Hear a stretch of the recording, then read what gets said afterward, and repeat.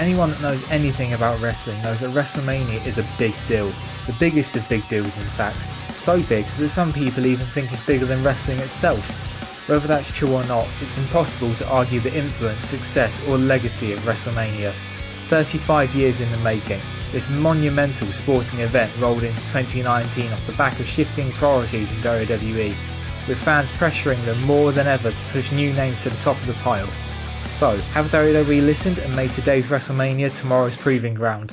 Or will they have the same household names from 20 years ago go for one last ride for at least the 5th time? This is Wrestling in Review, WrestleMania 35 edition. Tony Nese vs Buddy Murphy for the WWE Cruiserweight Championship. Kicking off the 7-hour marathon of WrestleMania 35 was the battle of two least rock and roll sounding wrestlers of all time, Tony Nese vs Buddy Murphy. Buddy Murphy came into the match as clear favourite, having been reigning and defending Cruiserweight champion since October. However, a lot of people started to think that Buddy had outgrown that Cruiserweight title and bigger things are coming his way in 2019, meaning dropping the belt to Nese would be a good move by WWE, which is exactly what happened. Tony Nese defeated Buddy Murphy in a great match to kick off WrestleMania and win his first ever title in WWE, even if the crowd looked about as live as a graveyard. The Andre the Giant Memorial Battle Royal. Ah yes, there's nothing like celebrating and commemorating the legacy of one of WWE's most famous performers ever by getting a load of jobbers and underrated talent to throw each other over the top rope. Why is this a thing, WWE? This match only exists to get as many wrestlers on the WrestleMania card as possible. I didn't even realise half the people in it were still employed by WWE. It's a Poundland Royal Rumble at best, full of people who mostly never have and never will main event in WWE, so it makes sense that only legitimate main eventer in the whole match in Braun Strowman won. Granted, he was a much better choice of winning compared to former winners such as Mojo Rawley, but Braun is a really big name in WWE right now. He shouldn't be throwing no-names over the top rope 3 hours before the main event. Last year he won the tag titles as a 9-year-old. No, seriously. Go Google Braun and Nicholas and prepare to be disappointed. And after that, he doesn't even get a title match this year. Thanks to shoddy booking, Braun Strowman is quickly becoming Big Show 2.0. Just give him a title match, WWE. Even if it's only a United States Championship, just do something with him, he's too good for this. Kurt Hawkins and Zack Ryder, aka the Edgeheads, versus The Revival for the WWE Raw Tag Team Championships.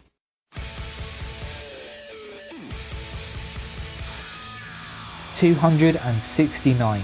That is the amount of consecutive matches Kurt Hawkins had lost in WWE heading into WrestleMania 35, the longest losing streak in modern WWE history by a landslide that stretched way back over 3 years. But rekindling the Edgeheads tag team with former partner Zack Ryder set the stage for Kurt Hawkins' big WrestleMania moment. The match Hawkins and Ryder were on the back foot for the most part, getting flurries of momentum and almost picking up the win a number of times, only to be pegged back by The Revival.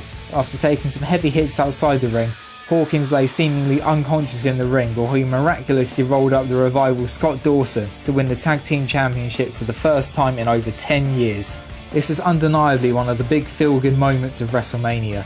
The fact Hawkins and Ryder won again the following night on Raw shows that WWE may have learned from failed tag teams such as the Ascension or the Vaudevillains and actually book a tag team well for once. The build-up for this match could and should have been better, with Hawkins' streak slightly overshadowing the fact the titles are on the line, but the Edgeheads are back and hopefully WWE will do well by them this time. Baron Corbin vs Kurt Angle in Kurt Angle's retirement match. As soon as Kurt Angle announced that WrestleMania 35 would be his retirement match, fans started throwing names like Shelton Benjamin, Randy Orton, Drew McIntyre and even John Cena into the mix for his final opponent. It should have been a match of the night contender and up there with Shawn Michaels vs Ric Flair in great WrestleMania retirement matches. But what did we get, WWE? Kurt Angle vs Baron Corbin.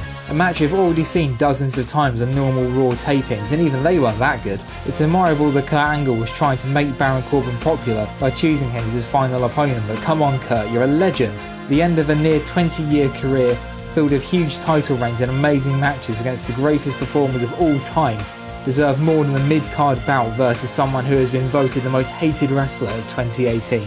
I mean, I'm not saying Corbin is a bad wrestler, but when his nickname is Boring Baron Corbin, you know the fans aren't going to like him being Kurt's final opponent.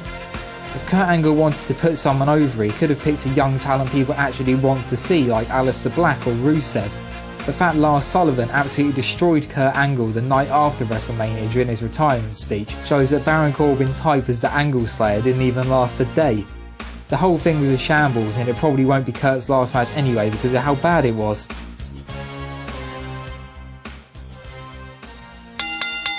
The Beast Brock Lesnar vs Seth Rollins for the WWE Universal Championship. Okay WWE, first of all, making Seth Rollins' nickname Seth freaking Rollins is not cool. It just sounds really cringy and makes you feel uncomfortable just saying it. Just make it Seth Rollins again.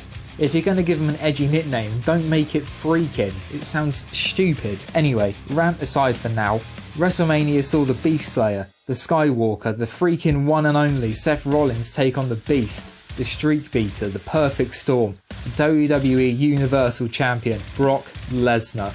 The build-up for this match is incredible, with Seth Rollins winning the Royal Rumble back in January and choosing to challenge Brock Lesnar. Brock's reputation as a part-timer was used against him in this feud, with Rollins promising to slay the Beast and make the Universal Championship a regular fixture on WWE programming once again. And for the sake of wrestling, Seth needed to win. I like Brock, but having your main title held by a guy who only shows up 6 times a year is not best for business. Seth's no matter what tactic shows that desperation needed to take down Brock, who has squashed the likes of Goldberg, Daniel Bryan, Finn Balor and Roman Reigns in his 1-year stint as the champ. Considering that Brock is an absolutely unstoppable freak of nature according to WWE booking, means a surprisingly short match is a bit underwhelming. Rollins took advantage of a downed referee and went for a low blow on Brock, before finishing the Beast's chokehold on the Universal title with a swift curb stomp. Hardly match of the year or even match of the night, but at least Seth Rollins won. Shane McMahon vs The Miz. Here's something I thought I'd never say. Shane McMahon had the best match of the night. Not just any night either, he had the best match of the night at WrestleMania. The Miz did deserve the win and arguably needed it more, as it could have set him up for running the world title picture in the coming weeks. But Shane O'Mac managed to overcome the self-proclaimed most must-see superstar in the WWE in what was simply a brutal grudge match. After failing to reclaim their SmackDown tag titles from the Usos at Fastlane, Shane went rogue, destroying The Miz in front of his family who was sitting in the front row. Doesn't stop there, as The Miz's dad ended up in the ring at WrestleMania, squaring off with Shane before he inevitably got pummeled. Big hits came over and over again as the match escalated, including golf buggies and a grand finale topple off scaffolding. Was it realistic? Of course it wasn't. Shane and Miz would be dead if they'd actually free-fallen off 2 flights of scaffolding onto the stage, which is why there was a mountain of crash mats in the wings disguised as a mountain of crash mats with a black sheet pulled over them.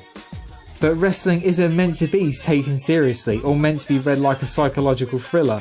You're meant to sit back and be wowed by it, and that's exactly what this was, a great larger-than-life match. Ronda Rousey vs Charlotte Flair vs Becky Lynch for both the Raw and SmackDown Women's Championships. Becky Lynch became WWE's hottest property almost overnight, with shades of old school attitude era swagger and a huge crowd reaction wherever she's been since. Becky Lynch's showdown with the undefeated Raw Women's Champion Ronda Rousey was hyped to the rafters. So why is Charlotte Flair there? No one wanted her in this match. She didn't bring anything to the rivalry, and she was there at the expense of the entire SmackDown's women division. Despite Charlotte Flair worming her way into the match pretty much because Vince McMahon likes her, the women geared up to headline WrestleMania for the first time ever. Ronda looked as dangerous as ever, but not in the predetermined showman WWE style. Like, legitimately dangerous. The fact she hasn't seriously injured someone with her stiff ring technique and flat-footed movements is nothing short of a miracle, with WrestleMania being no exception. These 3 women beat each other down in a grueling match of hard knocks that set up for a big finish. But Ronda, for the love of God, you had one job at this point, and that was where you had to lay down flat so Becky Lynch could pin you, get the great WrestleMania win that encapsulated the rise of the women's division. Ronda, if you're struggling to remember what laying flat feels like, just remember that time you met Holly Holm in UFC. But joking aside, it's great to see WWE getting with the times and putting some more progressive storylines in for their female talent.